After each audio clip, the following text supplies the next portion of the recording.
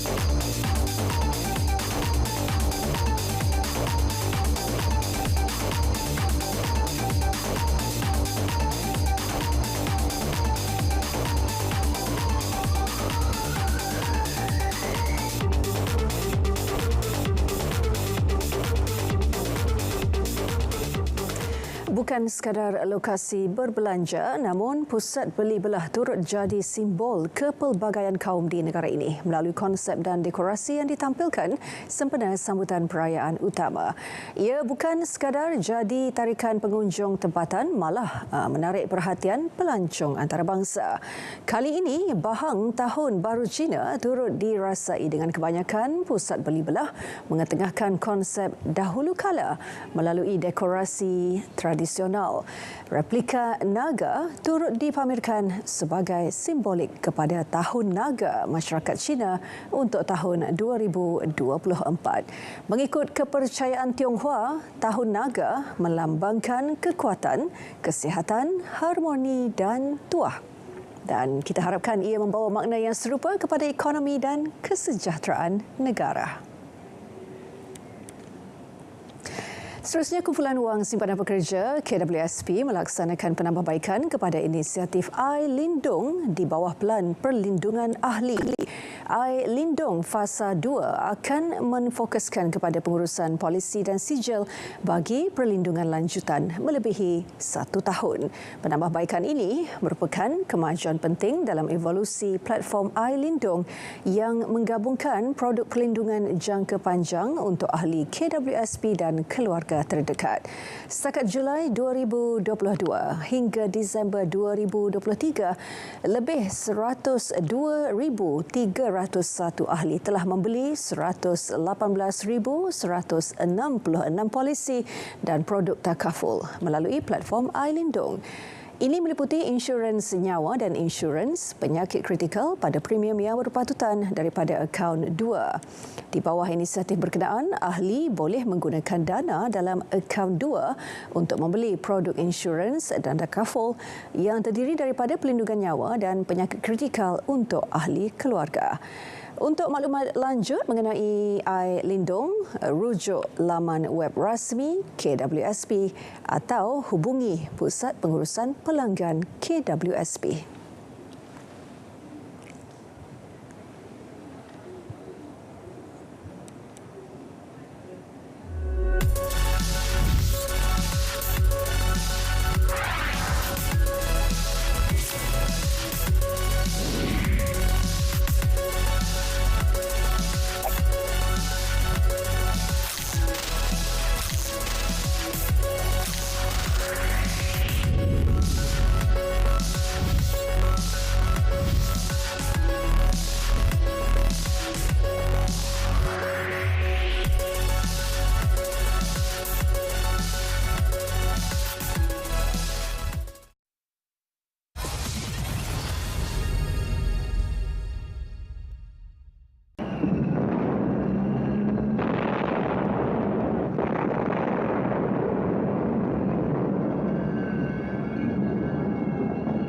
اللهم إنا نجعلك في نحور أعدائنا ونعوذ بك من شرورهم اللهم بدد شملهم وفرق جمعهم وشتت كلماتهم وزلزل أقدامهم وسلط عليهم كلبا من كلابك يا قهار يا جبار يا منتقم يا الله يا الله يا الله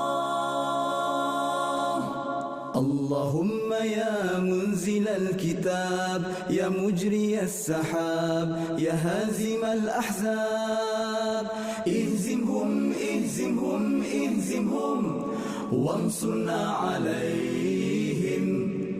Ya Allah, kami letakkan kamu di batang leher musuh-musuh kami, dan kami berlindung denganmu dari kejahatan mereka. Ya Allah, hancurkan kumpulan mereka. Ya Allah, pecahkan pakatan mereka. Ya Allah, leburkan pendirian mereka. Ya Allah, musnahkan langkah mereka. Cengkamkan anjing-anjingmu kepada mereka.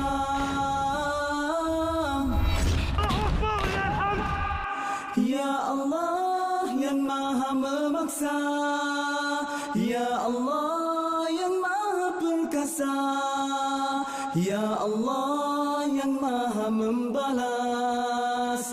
Ya Allah, Ya Allah, Ya Allah, yang turunkan kitab, yang gerakkan awan, yang tewaskan tentera Ahzab.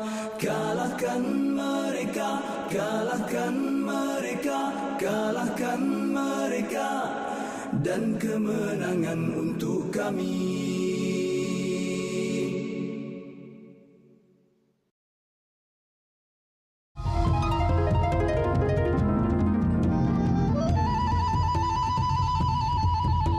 Kepelbagaian budaya, agama dan adat masyarakat. Hidup dalam suasana aman dan harmoni. Bagai pelangi mewarnai keindahan alam. Kepelbagaian budaya, identiti negara. Warna-warni budaya dihormati, persamaan diraih. Keamanan dan kemakmuran negara dinikmati.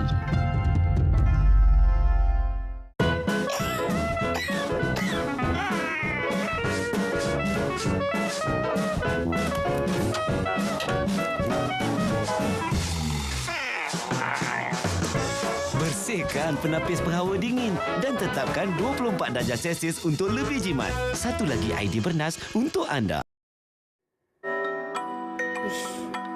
Betul ke ni? Awak yakin ke? Mana awak dengar semua ni? RTM menerbitkan satu segmen khas tajuk Biar Betul. Ini baru betul. Tantis Villa, semak kesahihan. Saksikan segmen Biar Betul dalam Kanta 744 setiap hari.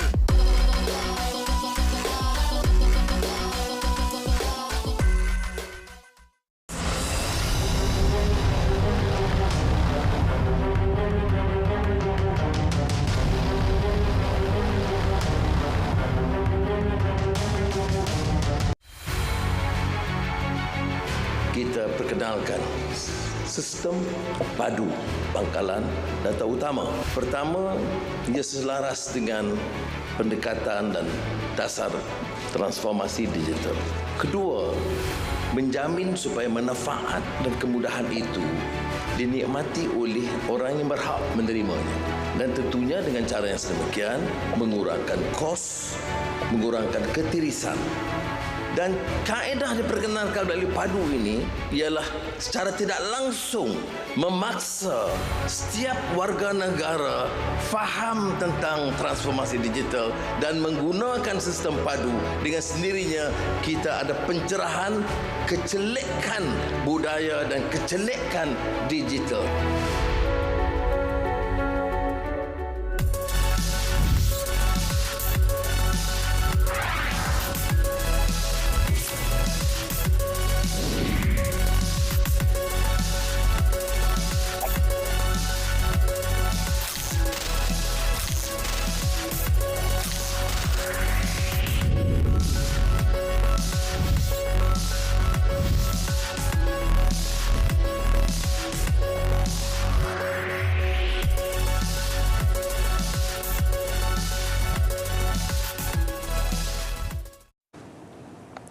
Kembali bersama BIS Malaysia, ekspor barangan Malaysia dijangka pulih dan pelancong dari India dan China melonjak dalam negara.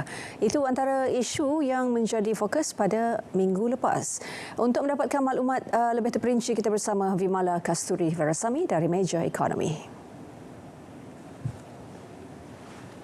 Terima kasih penyampai. Ekspor barangan Malaysia dijangka pulih dan berkembang 5.2% tahun ini berikutan peningkatan semula aktiviti perdagangan dan pengeluaran global.